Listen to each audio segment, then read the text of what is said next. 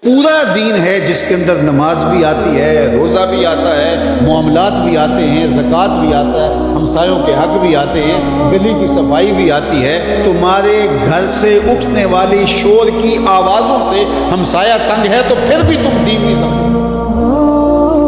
جنت کی جو تعریف کی گئی ہے، مولوی صاحب تو اکثر حوروں کا ذکر کرتے ہیں، لیکن جنت کی تعریف میں ایک جملہ قرآن نے یہ بیان کیا، لا یسمعون فیہا لغوا ولا تاثیما۔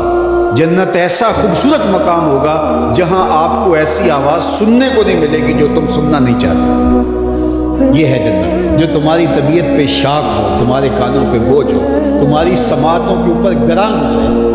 تو جنت میں تمہیں وہ بھی سننے کے لیے، تو میں اپنے مبلغین سے خطباء سے کہتا ہوں کہ فل ساؤنڈ کیا ہوا ہو اور ایکو بھی اس کی فل کی ہوئی اور چھوٹا سا کمرہ ہو اور آپ آگے منہ رکھ کے زور زور سے بول رہے ہیں اور لوگوں کے دل ڈول رہے ہیں اور آپ سمجھتے ہیں یہ تبلیغ کر رہے ہیں۔ یہ تبلیغ نہیں، یہ بدتمیزی کر رہے ہیں۔ اللہ نے قرآن میں بولنے کا بھی سلیقہ سکھایا، کہا کہ تمہاری آواز بہت بلند نہیں ہونی چاہیے، بدترین آواز فرمایا گدھے کی آواز، وہ چیختا ہے چلاتا ہے۔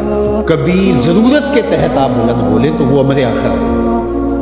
آپ نے دور تک لوگ ہیں اور آواز دے دیں، یا جنگوں کے اندر رجز پڑے جاتے تھے، وہ ایک الگ بات ہے، لیکن عمومی طور آپ جب لوگوں سے ہم کلام ہو رہے ہیں تو آپ کی آواز لوگوں کے کانوں پہ شاق نہ مارے، اذیت۔ بعض اوقات خطیب حضرات جب چپ ہوتے ہیں تو ایسے جیسے سکون مل رہا ہوتا ہے، اور جب بول رہے ہوتے ہیں جس طرح قیامت ہو رہی ہے۔ تو یہ کیا ہے؟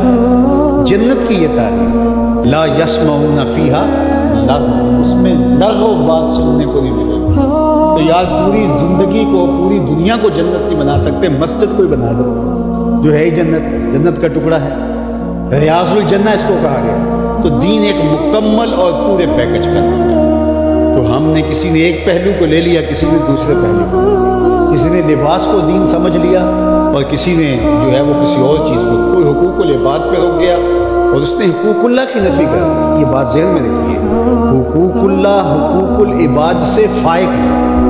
یہ عمومی طور پہ کہا جاتا ہے حقوق اللہ کی خیر ہے، حقوق العباد کا خیر ہے۔ تو یہ بات ذہن میں رکھیے کہ جو حقوق اللہ ہیں وہ فائق ہیں حقوق العباد سے۔ بندے کے حق اللہ کے حق کے برابر کیسے ہو سکتے ہیں؟ لیکن جو زور دیا گیا ہے وہ اس لیے دیا گیا ہے کہ اللہ تو کریم ہے، معاف کر دے، تو بندہ معاف نہیں کرے گا، اس لیے کہا کہ ذرا اس سے یہی معاف کروا دو، یہ معاف کرے گا تو کام بنے گا، اور وہ ہے وہ تو کریم ہے تو وہ معاف کرے گا۔ تو اس کا یہ مطلب نہیں نکلتا کہ اس کے حق کو کمزور ہے، اس کے حق بندے سے فائق ہے، اوپر۔ تو اس لیے یہ بات ذہن میں رکھیے کہ دین ایک مکمل، کامل، اکمل اور پورا پیکج ہے جس کے اندر سارے پہلو پائے جاتے ہیں، اور ہم ایک پہلو کو بعض اوقات لے لیتے ہیں اور ایک پہلو کو نظر انداز کر دیتے ہیں۔ اسی طرح دین کا کام کرنے والے بھی، ایک تنظیم ایک پہلو کو اجاگر کر رہی ہے، دوسرے کو چھوڑ رہی ہے، دوسری ایک کو اجاگر کر رہی ہے، دوسرے کو چھوڑ رہی ہے۔